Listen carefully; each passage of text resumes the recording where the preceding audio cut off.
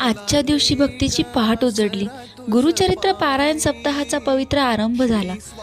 पहिल्या दिवसाच्या वाचनात जणू गुरुचरित्रातील प्रत्येक शब्द मनाच्या अंतरंगाला स्पर्श करून गेला.